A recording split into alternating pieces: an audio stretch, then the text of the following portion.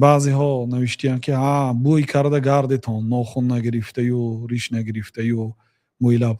این فقط 2 روز یا 3 روز یا برای عمر چی 2 ساعت هست. تو چی میفهمی شریعت را؟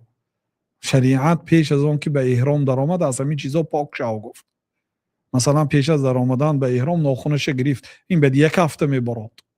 تمام. این بر آمدن به اسپید نمیکند. از برای چی از پیش خودت گپ میزنی؟ نعوذ بالله. بوی کرده گردتون افتاست. نعوذ بالله.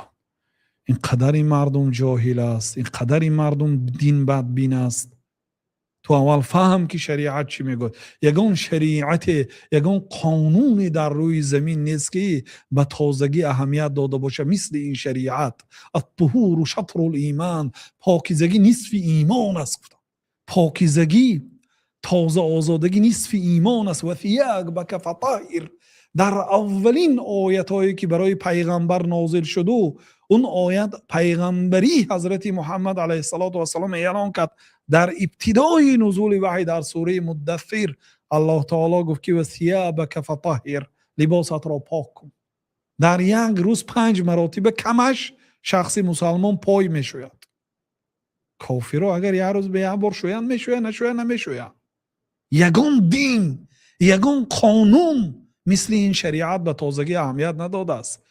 جناب رسول الله صلی الله علیه و پیش از آن که به خانه‌شان درآیند، حالا آنکه پاکترین شخص بودند، در حیاتشان یگان مراتبه، نه به نزدیکترین شخصشان نه به بیگانه، یگان مراتبه از پیغمبر صلی الله علیه و سلم بوی بد بوی کرده نشده است.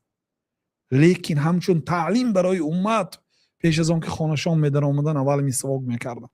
حالی در کوچه ایستاده، حاضر در این خانه‌شان است، به نزدیکی پیش عائله‌شان می‌دارند، اول دنداناشون را پاک می‌کردند. حالا که از پیامبر صلی الله علیه و سلم بو نمی‌براید. وقتی که جناب رسول الله صلی الله علیه و سلم وفات کرده، حضرت ابوبکر در آمدن پیشانی و دست و قدمانشان را بوسه کردند. گفتند که طبت حیا و میتا یا رسول الله، در زنده بودنتان و بعد وفاتتون هم از شما بوی خوب می‌بیارد. حضرت انس میگن که ما شممت عنبرا ولا مسکا اطیب من ریح رسول الله صلی الله علیه و سلم. یگان عنبر بوی نکردم، یگان مشک بوی نکردم که از بوی رسول الله صلی الله علیه و سلم بوی خوبتر کنه. از بدنشان، از همون عرقی بدنشان، از مشک زیباتر بوی میبرآمد. صلوات الله و سلامه علیه. لیکن این کارا رو برای چی میکردن؟ برای تعلیم برای امتشان. یگان مراتب چسناک و پیاز نخوردن بعد رسالت. بعد صحابه ها میگفتن که یا رسول الله این حرام است مگر؟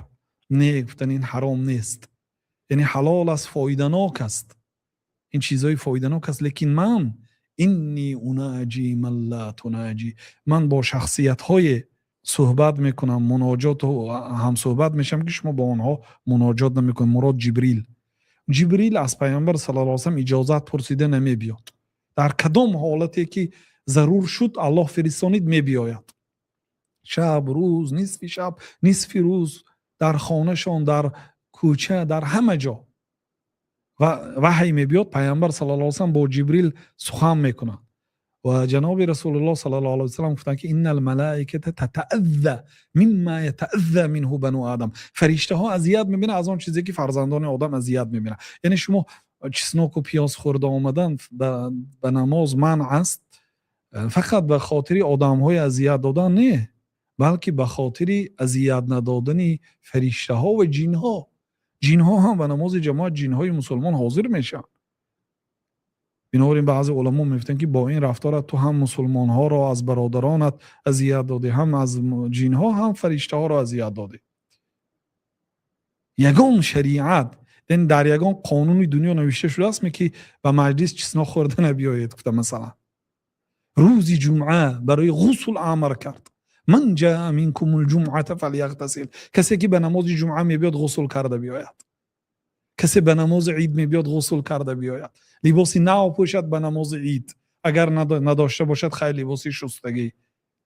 یگان شریعت، یگان قانون دنیا مثل این شریعت غرا و تازگی و پاکیزگی امر نکرده است. ای دشمن اسلام، دانسته سخن کن.